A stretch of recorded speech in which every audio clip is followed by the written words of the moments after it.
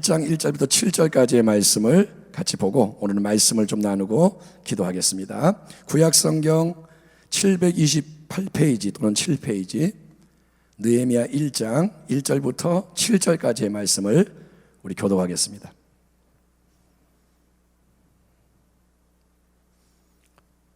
느헤미야 1장 1절에서 7절까지 727페이지입니다. 교독합니다. 1절. 하가랴의 아들 느헤미야의 말이라. 아닥사스다 왕 제 20년 기슬루월에 내가 수산궁에 있는데 내 형제들 가운데 하나인 하나니가 두어 사람과 함께 유다에서 내게 이르렀기로 내가 그 사로잡힘을 면하고 남아있는 유다와 예루살렘 사람들의 형편을 물은즉 그들이 내게 이르되 사로잡힘을 면하고 남아있는 자들이 그 지방 거기에서 큰 환난을 당하고 능욕을 받으며 예루살렘 성은 허물어지고 성문들은 불탔다 하는지라. 내가 이 말을 듣고 앉아서 울고 수일 동안 슬퍼하며 하늘의 하나님 앞에 금식하며 기도하여 5절 이르되 하늘의 하나님 야훼 크고 두려우신 하나님이여 주를 사랑하고 주의 계명을 지키는 자에게 언약을 지키시며 긍휼을 베푸시는 주여 간구하나이다. 이제 종이 주의 종들인 이스라엘 자손을 위하여 주야로 기도하오며 우리 이스라엘 자손이 주께 범죄한 죄들을 자복하오니 주는 귀를 기울이시며 눈을 여시사 종의 기도를 들으시옵소서. 나와 내 아버지의 집이 범죄하여 같이 읽겠습니다. 7절 주를 향하여 크게 악을 행하여 주께서 주의 종 모세에게 명령하신 계명과 율례와 규례를 지키지 아니하였나이다. 아멘. 자, 거기까지 보겠습니다. 어제 우리가 1절부터 4절까지 말씀을 나눴는데 그 부분을 다시 연결해 가지고 7절까지 보았습니다. 느헤미야의 강해를 시작한 이유는 성경에 많은 인물이 나오고 이야기가 있지만 특별히 이 시대에 우리에게 모델이 되고 그의 모든 그 내용이 적용이 될 수 있는 그러한 중요한 인물이 느헤미야이기 때문입니다. 느헤미야는 어떤 사람이냐? 그는 무너진 예루살렘 성벽을 재건한 하나님의 사람입니다. 느헤미야는 바벨론의 포로로 끌려갔던 유다인의 후손입니다. 그는 이방인이 아니라 유다인, 그러니까 이스라엘 백성, 유대인, 유다인 비슷한 말인데 그 당시에 이제 유다인이라고 불립니다. 그래서 포로로 끌려간 후손인데 오늘날로 따지자면 교포 3세에 해당합니다.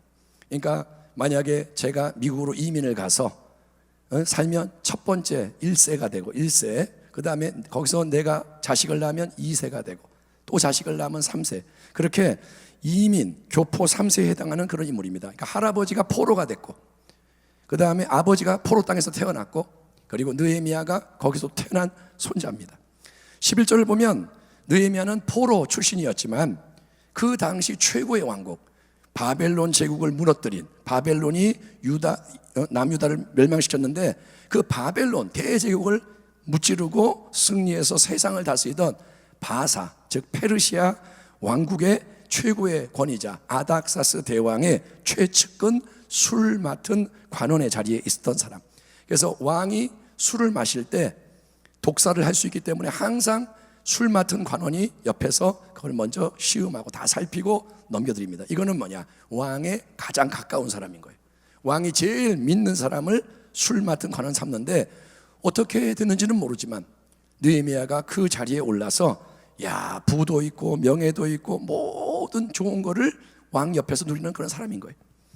하지만 이 느헤미야라는 사람의 마음에는 눈에 보이는 세상의 모든 것, 그 대제국의 영광, 자기의 좋은 환경, 이걸로 채워지지 않는 깊은 갈망, 열망이 있었으니 그 느헤미야 마음에 불타는 열망이 뭐냐? 그것은 바로 하나님, 그들을 조상에 대한 하나님에 대한 마음, 하나님에 대한 갈망, 또 자기 하나님 백성 유다인들의 본향 예루살렘 성과 그 동족들에 대한 그런 애정이 있었다는 겁니다.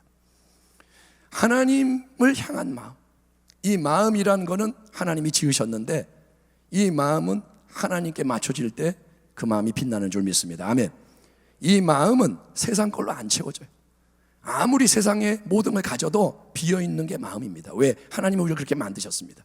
느헤미야는 하나님 중심적인 마음이 있었습니다. 그래서 느헤미야가 주전 445년 11월 12월 이럴 때에 자기의 형제 하나니가 몇 사람과 두어 사람과 함께 유다 땅 본향을 다녀와서 다시 만나게 됐을 때, 하나니가 거기서 살다가 왔는지 아니면 방문을 했는지 잘 모르지만 무려 1200km, 1300km 이 굉장히 멀리 떨어진 고향 그 예루살렘에 갔다 오니까 거기 이제 오자마자 느헤미야가 물어보는 게 뭐냐? 거기 우리 사람들, 예루살렘에 남아있는 사람들 어떻게 지내? 느헤미야가 다급하게 물어보는 거예요. 하나님, 거기 갔다 왔지? 우리 본향의 사람들이 어떻게 지내지? 물었을 때 하나님의 대답은 이겁니다. 사로잡힘을 면하고 남아있던 우리 동족들, 우리 유다인들, 본향에 있는 사람들의 처지가 정말 지금 말이 아니야. 말이 아니야. 그들은 지금 큰 환난을 당하고 있어. 멸시, 능욕을 받으며 예루살렘 성벽이 다 허물어져 가지고 깨져 있고 성문은 불타서 없어져 버렸고 정말 눈뜨고 못 볼 상황이야. 끔찍해, 참담해. 이 소식을 전해주자 느헤미야는 이 말을 듣자마자 자리에 털썩 주저앉아서 어린아이처럼 엉엉 울되 1시간, 2시간 우는 게 아니라 오늘 본문을 보면 며칠 동안, 하루, 이틀, 사흘, 며칠인지 모르지만 느헤미야는 심히 슬퍼하며 하늘의 하나님 앞에서 금식하며 기도했던 내용, 거기에 대해서 우리가 어제 살펴봤습니다. 여러분, 이 시대를 살아가는 우리들, 대한민국 땅에 살아가는 우리들의 삶을 보면 우리 대부분은 자기의 이 좁은 세상에 갇혀서 그저 내 일에 신경 쓰며 살아가는 데 익숙합니다. 우리가 서로 인사하죠. 이웃이 있죠. 친구도 있고. 근데 우리는 엄밀히 따지면 다 내 세상이 있는 거예요. 그게 어디에서 드러나냐? 밥 먹을 때 길에서 보면 다 핸드폰 딱 켜고 자기 세상에 갇혀 있습니다. 핸드폰, 인터넷이 세상으로 연결시키는 것 같지만 고립되어 있는 거예요. 다 나뉘어서 내 세상. 여러분, 그래서 내 인생 하나 건사하는 게 참 힘들어요. 내 인생, 여기에 청년들이 있는데 앞으로 어떻게 살까? 또 더 어린 아이도 있지만 어떻게 살까? 다 힘이 들어요. 내 인생, 이 태어나서 살아가는 이 생명을 지키는 게 힘이 들고 제대로 사는 게 힘들고, 그래서 정말 다 바쁘고 힘들고, 우리는 내가 관심 있는 분야가 있습니다. 내가 운동을 좋아해. 그러면 검색도 하고 참여도 하지만 다 그거는 뭐냐? 세상에 참여를 해도 나 중심적인 거고 나를 위한 거예요. 나를 위해서 인터넷 트는 거고 나를 위해서 활동하는 거고 그런 거지. 우리는 여러분 다 이 자기의 세상 밖으로 나가는 거 싫어합니다. 불편한 거 싫고 손해보는 거 싫고 우리는 그런 일을 절대 안 합니다. 그런데 느헤미야는 여러분 세상적으로 가장 높은 왕의 측근 자리에 있는 성공자였고, 느헤미야 더 이상 출세할 수가 없어요. 그가 왕이 될 수는 없잖아요. 그러니 왕 바로 옆에 있으니 최고의 성공자요, 스스로 자기에게 아무 부족한 게 없는 거예요. 느헤미야 진짜 부족한 게 없어. 그런데 하나님 백성인 동족이 환난과 능욕을 당하고 있고 예루살렘 성벽이 무너졌고 성문이 불타 없어진 가련한 모습에 놓여 있다. 그 소식을 딱 전해 들었을 때 이 느헤미야는 일단 모든 걸 스톱하고 자리에 주저앉아서 속에서 쏟아져 나오는 눈물을 며칠 동안 흘리면서 하나님 앞에서 기도하고 금식했다. 이 사실을 우리는 깊이 상고하며 그 마음, 느헤미야의 마음이 어떤 마음인가, 이거를 한번 묵상하는 게 필요하다는 생각을 떨쳐버릴 수가 없는 겁니다. 여러분, 우리가 언제 최근에 정말 진정한 눈물, 뜨거운 눈물을 흘려봤나요? 여러분, 언제 정말 속이 저리도록 울어본 적이 있습니까? 우리는 힘이 들고 마음이 아파도 잘 울지 않습니다. 눈물이 사라졌어요. 힘들면 눈물이 나죠. 근데 우리는 우는 것보다 뭘 택하느냐? 대신 웃으려고 그러는 거예요. 힘이 드니까 좀 웃자. 그래서 재미있는 거 자꾸 보려고 그러고, 재미있는 텔레비 프로 이런 거 울려고 그러지 않고 우리는 자꾸 웃으려고 그러고, 즐기려고 그러고, 맛있는 거 먹고 좀 놀고 이렇게 해서 어떻게 하든지 이거를 좀 마약처럼 채워서 해결하려고 그러는데, 여러분 정말 중요한 진리, 성경의 진리는 눈물이 귀하다. 눈물에는 우리의 깊은 곳을 만지고 치유하는 능력이 있는 줄 믿습니다. 아멘. 여러분, 눈물이 굉장히 중요한 거예요. 속에 있는 고름을 빼지 않고 몸속에 고름이 있는데 그걸 안 빼고 피부에 연고만 계속 바르면 겉은 아물지만 진짜 치유가 일어나지 않습니다. 그러면 더 썩어 들어가는 거예요. 고름을 안 빼고 겉에만 붕대 감고 이렇게 하면 치유된 게 아니라 더 썩어 들어가요. 그래서 여러분, 이게 아파도 번거로워도 피부를 째야 돼요. 고름이 있으면 째서 고름을 빼는 작업을 해야 되는데, 그 작업이 뭐냐면 마음을 열고 애통하는 거예요. 우리 속에 있는 게 빠져나가려면 여러분, 연고만 바르면 안 되고 째서 고름을 빼야 되는데, 그게 뭐냐? 마음을 열고 애통하는 겁니다. 애통은 눈물이 찔끔찔끔 흐르는 게 아니라, 좀 나다 마는 게 아니라 눈물을, 애통은 펑펑펑 쏟아내는 겁니다. 눈물이 마치 지하수처럼 이 안에 있는데 이게 안 나와요. 그런데 지하수가 한번 열려지면 물이 쫙 나오는 것처럼 우리가 하나님의 형상으로 지음받은 인간이 눈물을 쏟아낼 때, 그때 놀라운 일들이 일어나는 줄 믿습니다. 아멘. 아멘.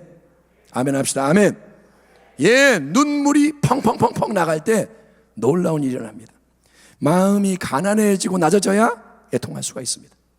마음이 기름지고 마음에 힘이 있고 내가 살만하면 눈물이 안 나와요. 그런데 마음이 가난해져요. 마음이 겸손해져요. 그러면 애통이 나오는 거예요. 그리고 애통해야 하나님의 놀라운 위로, 참된 위로가 부어지는 거예요. 아멘.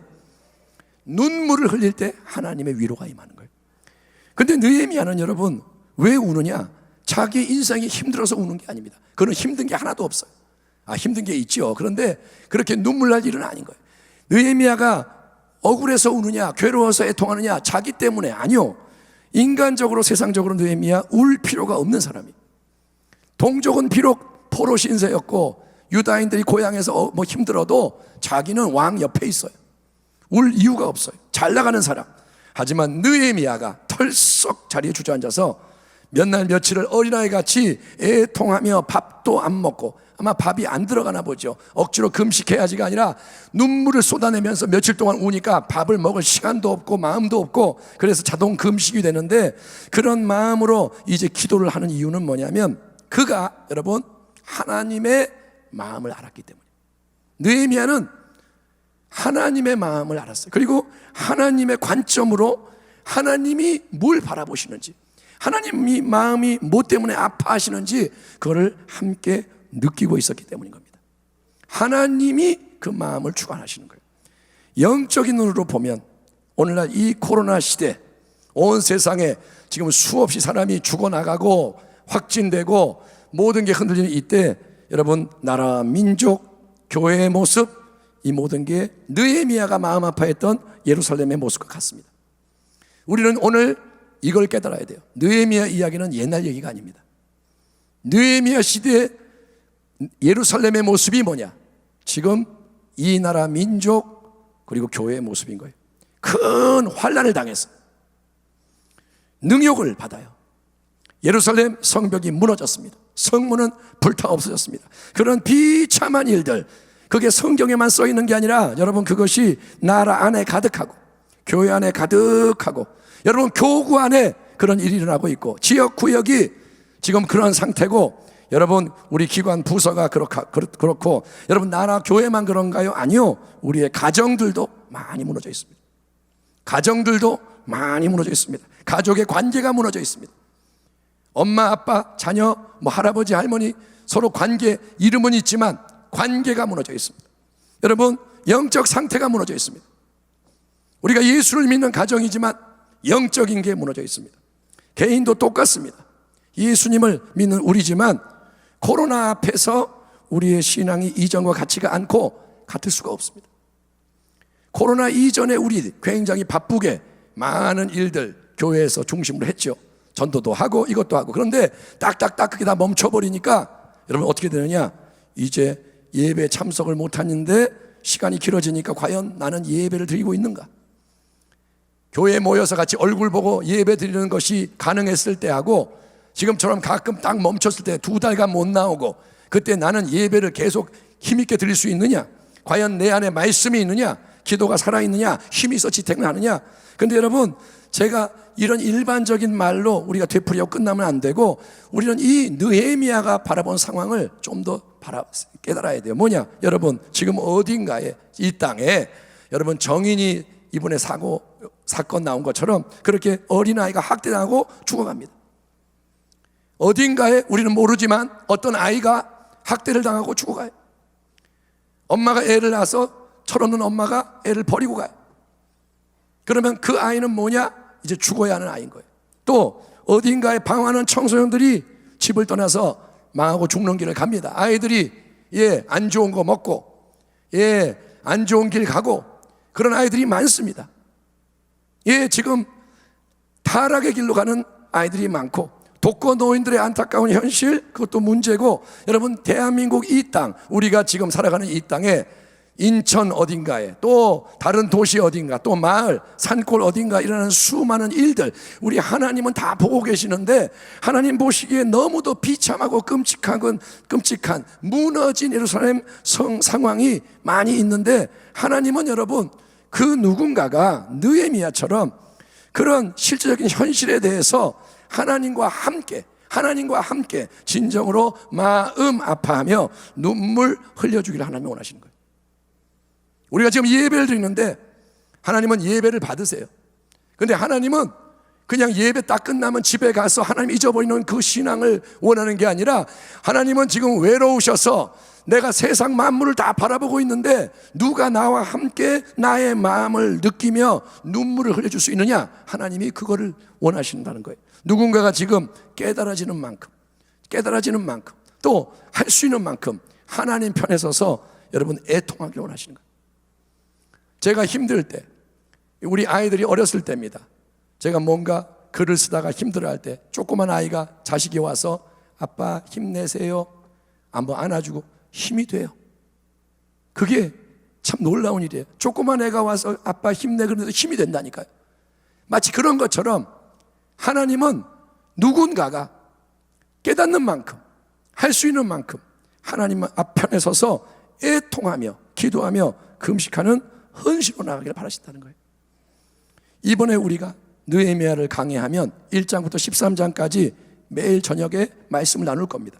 그런데 여러분, 강의를 시작하는 이 시점에서 진도를 나가는 것보다 중요한 게 뭐냐면, 우리는 우리 모두에게 일단 하나님이 주시는 새 마음, 하나님을 위해서, 하나님과 함께, 하나님의 거룩한 뜻에 안 맞게 무너지고 불타고 학대받고 순환당하는 이 현실에 대해서 진정으로 여러분 가슴이 찢어지는 아픔, 이게 정말 아프다, 그런 일이 있었어, 이게 아니라 하나님이 느끼는 것을 좀 느끼면서 정말 나도 가슴이 찢어지는 이 아픔을 가지고 애통할 수 있는 그런 마음이 되는 은혜가 임하기를 축원합니다. 여러분, 그거를 우리가 경험을 해야 되는 거예요. 느헤미야의 통곡, 느헤미야의 애통이 회복이 돼야 합니다. 그게 변화의 시작인 거예요. 아멘. 아멘 합시다. 아멘. 여러분, 힘으로 능으로 안 돼요, 변화. 제가 느헤미야 강해를 시작하면서 두려운 거는 뭐냐면, 그냥 아무 변화가 없이 말씀만 쫙 13장까지 끝나고 나서 끝냈다 이럴까 봐 좀 두려운 거예요. 왜냐하면 지금이 하나님 주신 기회예요. 순복음 부평교회가 하나님 편으로 일어날 수 있는 그런 기회를 하나님이 주시는데, 우리가 마음은 하나도 만져지지 않고 그냥 지식적으로 1장, 2장, 3장, 4장 이러고 끝날까 봐 두려운 거예요. 여러분, 지금 진도 나가는 것보다 중요한 건 뭐냐면, 우리가 정말 하나님의 마음을 느끼기를 축원합니다. 어제 제가 말씀을 전하고 밤에 그런 마음이 들더라고요. 하나님이 우리를 울게 하실 일이 참 많다. 하나님을 우리가 정말 안다면 하나님 때문에 울어야 할 일이 너무도 많다는 거예요. 지금 우리 교회의 모습을 봐도 하나님의 마음을 안다면 울어야 할 일이 많은 거예요. 지금 우리가 예배드리는 이 상황에 대해서도 울어야 되고, 하나님 이게 뭡니까? 다음 세대가 팍팍팍 줄어가지고 얼마 안 남은 이것도 울어야 할 일이고, 여러분 울어야 할 일이 너무 많은 거예요. 그분의 마음을 느낄 수 있다면 대상은 여러 가지입니다. 꼭 우리 교회가 아니라 조그만 개척교회를 보면서 울 수도 있고, 길을 가다가 폐지 줍는 할머니 보면서 눈물이 날 수도 있고, 우리가 울어야 할 대상은 하나님 편에서 너무도 많은데, 그 넘치는 눈물이 한번 열려서 콸콸콸콸 이게 여러 날 애통하는 눈물로 흘러갈 때 그 눈물의 힘이 우리를 느헤미야의 새로운 길로 이끌어가는 것을 믿으시기 바랍니다. 여러분, 중요한 건 마음이에요. 우리가 마음이 동하지 않는데 아무리 말씀 들어도 행하지 않습니다. 그런데 어떤 말씀을 듣기 전에 먼저 이 마음이 옥토가 돼야 돼요. 아멘. 하나님 편에 서는 마음이 돼야 한다는 거예요. 내가 속한 공동체, 여러분이 속한 교구, 속한 지역, 속한 교회, 학교, 성가대, 어디든지 그 공동체에서 하나님의 기준에 맞지 않는 모습이 뭐냐? 우리가 그냥 매일 행하는 그것이 당연한 게 아니고, 하나님이 보실 때 하나님은 하나님 마음과 안 맞으면 마음이 아픈데 하나님 기준에 안 맞는 게 뭐냐? 하나님의 큰 계획에 어울리지 않는 요소가 뭐냐? 하나님은 우리가 그거를 딱 캐치하고 깨닫고, 하나님은 마음 아파 애통하기를 바라시는 거예요. 하나님은 지금 그걸 찾고 계시는 거예요. 누군가가 내 편에서 마음 아파하고 울기를 원한다. 하나님이 영광을 가리는 것들, 하나님을 기쁘시게 못하는 것들, 그런 것들에 대해서 누가 마음 아파하며 울기를 하나님이 원하신다는 겁니다. 느헤미야는 모든 걸 멈췄어요. 하나님 형제가 전해준 말 듣고 이 느헤미야가 주저앉아서 수일 동안 웁니다. 금식합니다. 기도합니다. 여러 날 계속되는 기도, 이거는 기도가 잠깐이 아닌 거예요. 1시간 기도합시다가 아니에요. 2시간 기도합시다가 아니에요. 누가 말하는 게 아니에요. 느헤미야 스스로 억제할 수 없어서 여러 날 기도를 이어가고 식음을 전폐하고 집중하며 기도하는 거예요. 여러분, 이게 뭐냐? 이거는 진짜 기도인 거예요. 뻔한 기도, 틀에 박힌 기도 말고, 내가 늘 하는 익숙한 기도 말고, 여러분, 형식을 깨뜨리고 모든 걸 뚫고 나가는 강력한 기도, 집중된 기도, 총력 기도, 여러분, 이런 기도가 우리 모두에게 필요한 거예요. 지금 하나님은 순복음 부평교회가 그런 기도에 눈을 뜨라는 거예요. 아멘.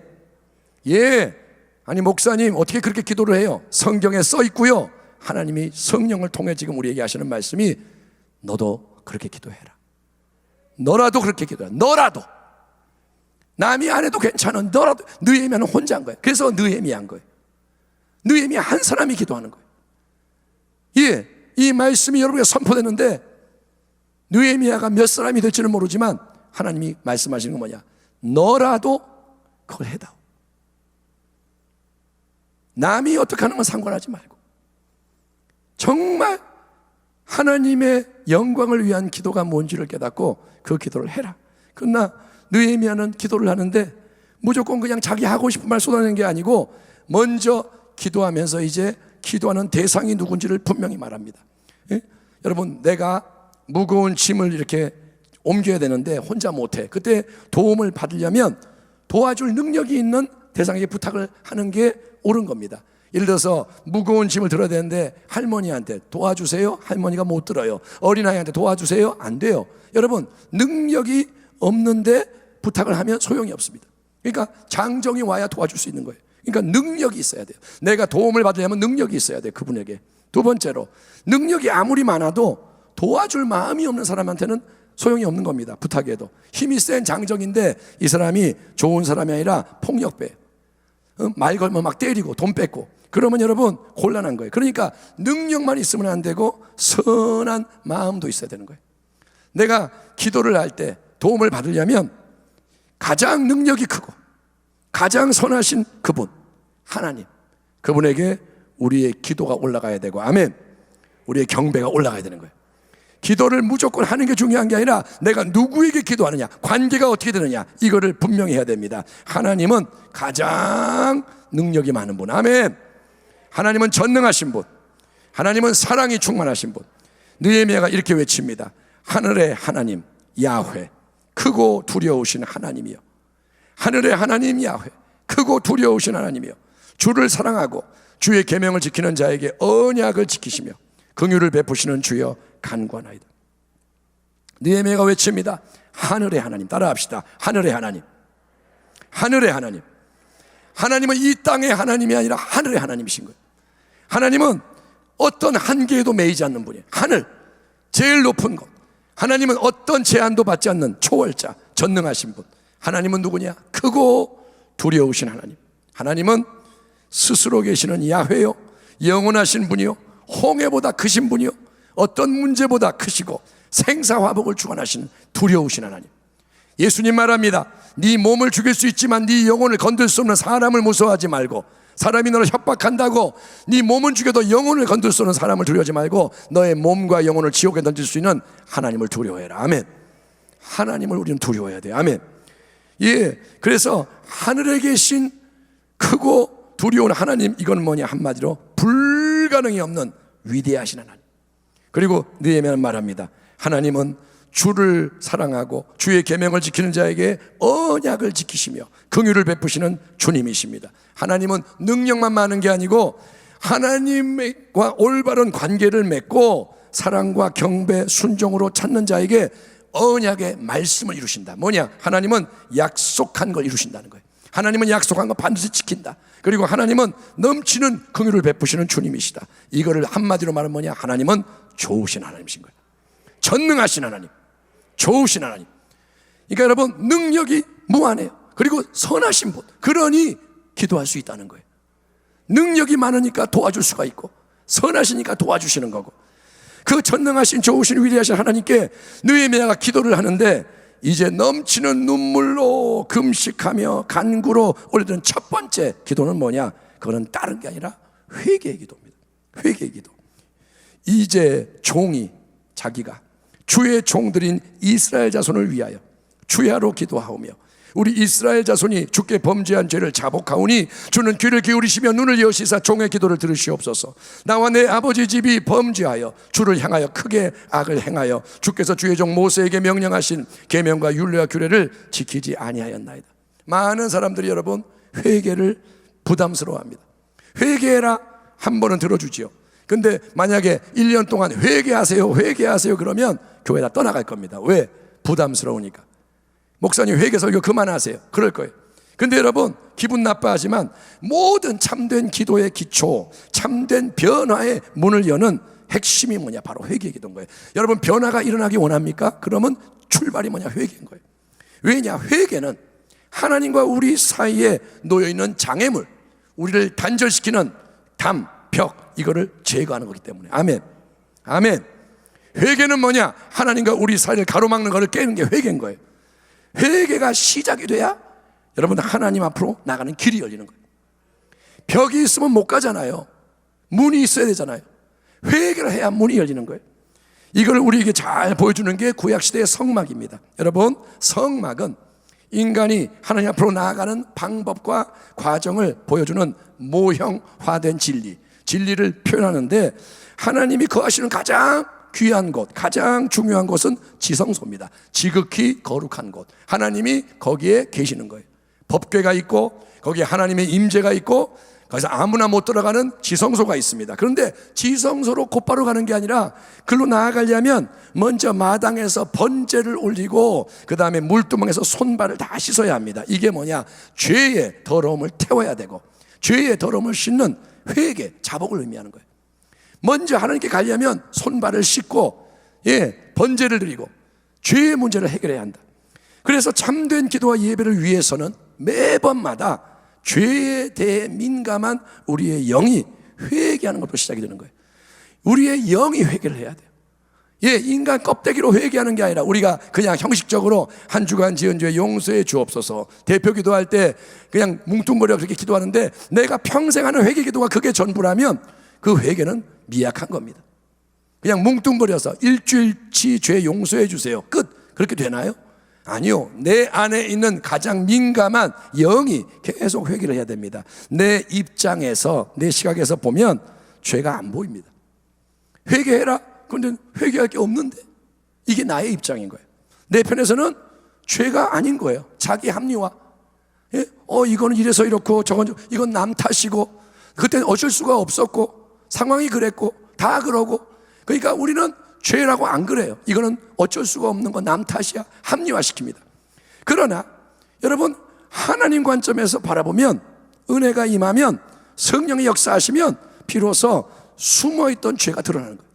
이게 죄였구나. 이렇게 볼 때 깨끗해 보이는데 비추니까 바이러스가 여기 묻어 있구나. 이게 먼지가 가득하구나. 빛이 비치니까. 여러분, 그게 죄가 드러나는 거예요. 스스로 잘했다고 했는데도 하나님 관점에서 보면 그게 죄가 될 수 있는 겁니다. 내가 신앙생활 잘하는 것 같은데, 바리새인이 맨날 기도하잖아요. 나는 11조도 하고 나는 나쁜 짓 안 하고. 근데 하나님 빛이 딱 비치면 바리새인이 죄인인 거예요. 하나님 빛이 비치면 하나님 기준에서 죄가 드러납니다. 일단은 여러분, 회개의 자리로 나아가기를 결단해야 돼요. 오늘 두 가지를 주문합니다. 첫째는 뭐냐? 애통이 일어나야 돼요. 아멘. 여러분에게 여기 청년들도 계시고, 이 권사님도 계시고, 장로님 계시고, 목사님 다 계시지만 우리 모두에게 예외 없이 눈물이 열려져야 돼요. 아멘. 그리고 회개하기를 결단해야 돼요. 결단. 예? 가장 지혜로운 거는 뭐가 더러운 게 묻을 때마다 수시로 즉시 회개하는 겁니다. 예? 지금 수시로 손을 씻듯이, 바이러스 때문에 세정제 계속 사용하듯이, 여러분 보이는 거는 그렇게 열심히 씻는데 우리의 죄 수시로 씻어야 됩니다. 그래야 미루지 말아야 잘 벗겨지고 양심에 화인 맞는 단계에 이르지 않습니다. 회개는 일단 결단해야 돼요. 오늘 여러분이 결단해야 돼요. 하나님, 나 진짜 한번 회개 제대로 해보고 싶습니다. 그리고 회개는 시작하는 게 중요해요.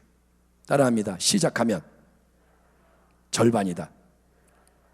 뭘 회개해야 할지 모르겠고 별로 회개하고 싶지도 않고 회개가 잘 안 돼도 일단은 회개하겠습니다. 하나님, 나 변화를 원합니다. 이렇게 마음을 먹고 회개하려고 하나님 앞에 나아가는 그 마음을 하나님 뭐라냐? 겸비하다 그러시는 거예요. 내가 대단하게 회개를 안 했는데, 성경에 보면 악한 왕이 나쁜 짓, 므낫세 왕이 나쁜 놈인데 그가 회개하려고 조금 폼을 잡으니까 하나님 뭐냐? 어이구 겸비하다. 하나님이 좀 봐주시는 거예요. 하나님은 굉장히 민감하게 회개를 지켜보고 계시는 거예요. 별거 안 했는데도 하나님이 기뻐하실 수 있는 거예요. 일단 시작하면 하나님이 겸비하다 그러시는 거예요. 그러나 너무 간단하게 여러분 회개를 끝내지 말고, 이번에 정말 여러분 하나님 기회를 주실 때 하나님 앞으로 계속 나아가세요. 몇 마디 말 회개합니다 그러고 끝내지 말고, 눈물이 조금 났다고 회개했다 그러지 말고 하나님 앞에 머물면서 하나님의 도우심을 구하기를 축원합니다. 뭐라고 그러냐? 하나님, 깨닫게 해주세요. 하나님, 빛을 좀 비춰주세요. 하나님, 내가 회개하고 싶은데 도와주세요. 아멘. 내 힘으로 회개를 만들어내는 게 아니고 하나님, 회개 도와주세요. 그러면서 찬송도 부르고, 회개하다가 잘 안 되면 말씀도 펴서 읽고, 그러면서 어쨌든 야복강가 야곱처럼 하나님 앞에 씨름을 하는 겁니다. 회개의 불씨를 지피며 나아가십시오. 그러면 점점 시간이 지나면서 집중할 때, 드릴 때 영적 분위기가 바뀌고 점점 회개의 문이 열리고, 아멘. 성령이 회개의 영으로 역사하시는 거예요. 성령님이 역사하시는 거예요. 성령이 회개의 영으로 오십니다. 그래서 회개할수록 첫째, 회개가 깊어집니다. 회개가 깊어져요. 그래서 그냥 행동만이 아니라, 처음에 회개 그러면 뭐 나쁜 짓 한 거, 거짓말한 거 이렇게 하는데, 회개를 할수록 자꾸 생각 속으로 들어가고 은밀한 것까지 하나님께 드려집니다. 여러분, 하나님이 계속 인도하시는 거예요. 여러분이 회개하려고 마음을 먹고 나아가면 하나님이 기뻐하시고 붙잡고 인도하세요. 너는 진짜 백이구나. 네가 나를 사랑하는구나. 네가 회개로 일어나길 원하는구나. 하나님이 성령을 통해 인도하셔서 자꾸 더 깊은 것까지 하나님이 깨닫게 하시는 거예요. 그래서 회개가 깊어집니다. 회개가 깊어질수록 하나님을 알게 돼요. 심령이 마음이 청결한 자는 하나님을 볼 것이요. 아멘. 마음이 청결해지는 게 뭐냐? 회개하는 거예요. 회개할수록 하나님이 분명해지는 거예요. 하나님을 더 알게 됩니다. 여러분, 예수님이 내 삶에서 주인 되지 못하는 모든 것, 예수님이 주인인데 말씀에 맞지 않는 것, 하나님 말씀하고 나하고 안 맞는 거 너무도 많잖아요. 그거를 여러분 모든 걸 죄라고 고백하면 돼요. 하나님 앞에 고백하세요. 하나님, 말씀하고 이게 안 맞아요. 잘못했습니다. 하나님, 말씀대로 내가 생각을 안 하고 있네요. 내가 지금 말씀대로 반응을 안 하고 남을 미워했네요. 자꾸 말씀과 안 맞는 것을 죄라고 인정하고 인정을 하란 말이에요. 그리고 드립니다. 고백하는 겁니다. 회개를 할수록 깊어져요. 자꾸 회개가 세밀해져요. 두 번째, 회개할수록 회개가 깊어질 뿐 아니라 넓어집니다. 회개가 넓어진다. 느헤미야는 스스로와 자기 백성을 종이라고 말하면서 회개를 겸손하게 하되, 느헤미야는 자기의 죄만 회개하는 게 아니라 이제 동족을 위해 중보하기 시작합니다. 자기의 동족을 위해 중보기도. 그런데 도전받을 게 뭐냐? 그가 오늘 본문을 보니까 금식하지요, 울지요. 근데 거기다가 뭐까지 하느냐? 주야로, 밤낮으로 기도한다, 이렇게 말하는 거예요. 그러니까 느헤미야가 지금 모든 할 수 있는 걸 다 하는 거예요. 금식하죠, 밤낮 기도하죠, 눈물을 흘리죠. 그러니까 이 느헤미야의 기도는 총체적인 기도예요. 총체적으로 기도에 모든 걸 쏟아붓는 겁니다. 그러면서 느헤미야가 뭐라냐? 우리 이스라엘 자손이 주께 범죄한 죄들을 자복합니다. 우리가 범죄한 걸 자복합니다. 여러분, 우리는 뭐라 하느냐? 뭘 잘못했으면 누가 그랬어? 네가 그랬지, 네가 그랬지, 우리는 그래. 그런데 느헤미야는 뭐냐? 우리가, 남을 비난하는 게 아니라 우리가, 우리의 죄, 이렇게 말합니다. 죄는 나 개인의 죄가 있습니다. 자범죄, 내가 잘못한 거, 내가 지은 죄죠. 그래서 우리는 이 부분에 대해서 회개를 많이 합니다. 그런데 느헤미야는 경건한 자인데 자기의 죄 때문에만 그러는 게 아니라 이제 조상의 죄, 민족의 죄, 국가의 죄, 여기에 대해서 회개하는 거예요. 이게 뭐냐? 연대죄, 연결되어 있는 죄. 이게 굉장히 중요한 부분 같아요. 우리가 생각을 안 하는 부분. 우리는 자범죄, 내 죄만 얘기하는데, 여러분, 우리 옆에 있는 누군가 고통을 당할 때 연결되어 있는 거예요. 내 옆에 있는 사람이 목말라하고 배고파요. 근데 내가 옆에 배부르게 앉아 있어요. 그러면 연결되어 있는 거예요. 나는 배부르니까 축복받았네, 감사합니다. 이 사람은 뭐 죄졌나 보다, 이게 아니라 연결이 돼 있다니까요. 살아있는 우리 모두는 연결되어 있습니다. 예수님의 몸은 연결되어 있습니다. 세상이 연결되어 있습니다. 그래서 여러분, 내가 속한 공동체, 가정, 가문, 거기서 지은 죄, 내가 안 지었지만 우리 아버지가 지은 죄, 내가 안 지었지만 우리 할아버지가 지은 죄, 여러분, 내가 일원이 된 민족의 죄, 대한민국이라는 땅에 살기 때문에 이 땅에서 자행되는 모든 죄, 조상의 죄까지 연대죄를 느헤미야가 회개합니다. 왜? 회개는 마음이기 때문에. 마음이 넓어지니까 회개할 게 많아지는 거예요. 여러분, 유다 왕국이 멸망했고 예루살렘이 황폐해진 것은 느헤미야가 태어나기 전입니다. 과거의 일인 거예요. 근데 조상의 죄 때문에 생긴 건데, 느헤미야는 자신을 그 죄와 연결된, 조상들의 죄와 연결된 인생으로 고백하며 함께 눈물 뿌려 애통하며 회개합니다. 왜냐? 여러분, 이런 기도가 하나님 마음을 시원케 하기 때문에. 이런 기도가 하나님을 기쁘시게 하는 거예요. 이런 기도가 하나님 마음을 움직이는 겁니다. 아멘 합시다. 여러분, 오늘 이 말씀을 주의 말씀으로 들으세요. 하나님이 기뻐하는 게 뭔지를 깨달는 거예요. 우리가 예배를 드리는데 하나님 기뻐하는 기도가 있다는 거예요. 여러분, 조상의 죄, 가족의 죄, 민족의 죄, 교회의 죄, 이런 거를 우리가 함께 힘써 회개할 필요가 있습니다. 왜냐? 내가 몰라도 죄의 구조와 힘이 존재해요. 영적인 세계가 더 실제적이에요.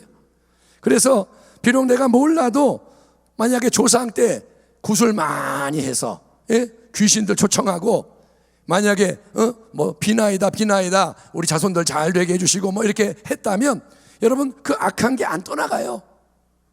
악한 게 자기 소유를 주장하고 계속 싸우려고 그러는 거예요.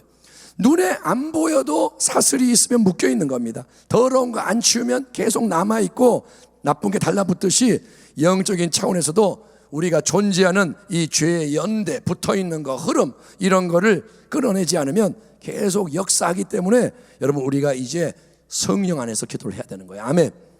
아멘. 그냥 대충 기도하고 끝이 아니라 기도 외에는 이런 유가 나가지 않아요. 내가 기도를 안 하면 제거가 안 되는 거예요. 그래서 성령을 의지해서 우리는 새롭게 기도를 해야 되는 겁니다. 이제 마무리하겠습니다. 제가 눈물을 강조했습니다. 어제 기도할 때 저도 눈물이 조금 나왔습니다.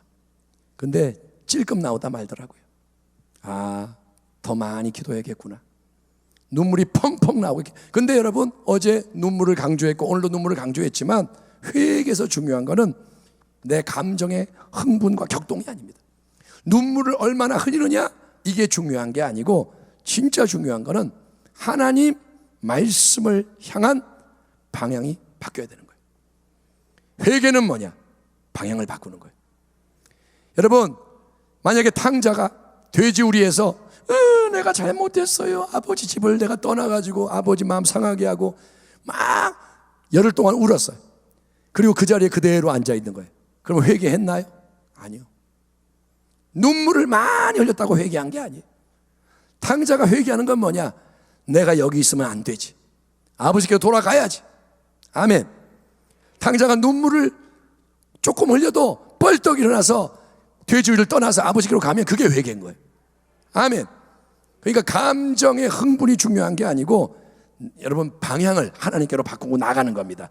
내가 생각하기에 옳고 많은 사람이 그렇게 해도 그게 진리가 아닙니다. 내가 옳다고 옳은 게 아니고 많은 사람이 한다고 옳은 게 아니고 진리는 하나님의 말씀. 그래서 느헤미야는 구약시대의 사람이기 때문에 예수님의 복음을 몰랐죠. 그래서 그는 모세의 계명, 율례, 규례를 지키지 않은 불순종의 삶, 우리 조상이 그렇게 했고 우리 아버지가 그렇게 했고 그렇게 한 거 회개합니다. 여러분, 우리도 결국 하나님 말씀을 기준으로 해서 깊이 회개하고 넓게 회개해야 돼요. 여러분, 하나님의 영이 임해서 회개가 불같이 일어나기를 축원합니다. 깊은 회개, 파고 들어가면 회개할 게 많아요. 내 인생 회개할 거 너무도 많아요. 그리고 넓게 회개하면 회개할 게 더 많아요. 이 부평 땅을 위해 뭘 회개해야 할까? 회개할 게 얼마나 많을까? 이 부평 땅에 지금 되어지고 있는 일들, 그 전에 되어진 일들, 우리가 서 있는 이 자리에 누군가가 살았고 죄를 져서 그 죄가 땅을 더럽혔고, 이것을 인간의 눈으로는 모르지만 성령의 역사하면 우리는 깨닫게 됩니다. 그래서 하나님 말씀을 가지고 우리가 기도를 해야 되는 거예요. 하나님, 이 말씀과 안 맞는 거 용서해 주세요. 얼마나 하나님 말씀을 우리가 많이 머리로 압니까? 입술로 말합니까? 그런데 중요한 거는 말씀을 행하는 겁니다. 열매를 맺어야 됩니다. 하나님에 대한 참사랑은 감정이 아니라 내 의지로 순종하는 것. 그래서 말씀을 행해야 되고 행하지 못한 것을 우리는 회개합니다. 여러분, 하나님 앞에서 오늘 우리가 할 일은 뭐냐? 눈물 뿌려 회개하는 거예요. 그게 시작인 거예요. 오늘 회개가 다 이루어지지 않을 겁니다. 이거는 시작입니다. 저는 여러분 중에 누군가에게라도 하나님의 영이 강하게 역사해서 아멘, 애통의 은혜를 누리기를 축원합니다. 하나님 앞에 이제 삶을 바꿀 때가 됐어요. 바꿀 때가 됐어요. 이런 기회를 하나님이 지금 주시는 거예요. 사랑하는 아들과 딸들아, 마지막 때를 맞이한 너희들이 정말 환골탈퇴하고 일어나길 원한다. 그래서 하나님이 느헤미야의 말씀을 주시는 거고, 제가 어제 나눈 말씀을 또 한 번 반복하는 이유는 우리의 마음가짐이 새로워져야 됩니다. 적당히 조금 기도한다고 되는 게 아니고 진짜 느헤미야처럼 기도를 한번 해봐야 돼요. 여러분 중에 누군가 그런 감동이 온다면 시작하십시오. 딴 사람 보지 말고. 느헤미야는 혼자 기도했어요. 여기에 많은 사람이 모였지만 으쌰 이런 게 아닙니다. 다 느헤미야가 되길 바랍니다. 한 명 한 명이 골방의 기도를 드려야 되는 거예요. 그리고 하나님 앞에 잘못된 거는 바로 잡는 거예요. 이제 한 가지 이해가 뭐냐? 내가 하나님 앞에 뭔가를 소원했어요. 그런데 이행하지 않았어요. 그러면 회개하십시오. 뭐든지 하나님께 바로 잡아야 되는 게 있다면, 깨달아진다면 거기부터 시작하는 겁니다. 회개는 시작하는 게 중요하다 그랬어요. 오늘 찬양하며 우리 기도로 나아갈 때 그 시작이 이루어지기를 축원합니다. 아멘. 여러분, 하나님을 신뢰하십시오. 우리가 시작만 해도 하나님이 기뻐하세요. 그리고 그 길을 쭉 나가면 성령이 붙잡기 시작하세요. 그리고 하나님 귀하게 쓰실 겁니다. 느헤미야로 삼으실 겁니다. 당신이 이 시대에 하나님 앞에서 느헤미야가 되기를 축원합니다. 기도하겠습니다. 하나님 아버지, 오늘 우리가 나눈 이 말씀대로 우리가 해야 할 일이 무엇인지를 깨닫습니다. 지금은 기도해야 할 때요. 지금은 하나님을 독대할 때요.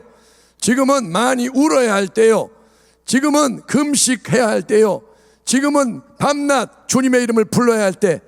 예, 하나님 바쁘지만, 세상이 요동하지만 지금 이 일을 해야 하나님의 새 역사가 우리 가운데 일어난다는 것을 주님 말씀하시니, 오 사랑하는 우리 주의 백성들의 마음을 주님이 만져주시옵시고, 이 말씀이 율법으로 들리지 않고 하나님이 사랑하셔서 가까이 부르시는 복음으로 역사하게 도와주시옵소서.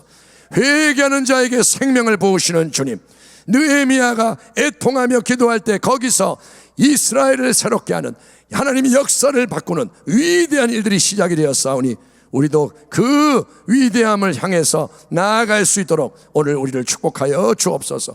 우리 청년들이 기도하게 하여 주시고, 우리 부모님들이 기도하게 하시고, 우리 권사님들이 기도하게 하시고, 하나님 우리가 함께 느헤미야의 영으로 기도할 때 하나님의 나라가 임하시고 주의 뜻이 이루어지게 하여 주시옵소서.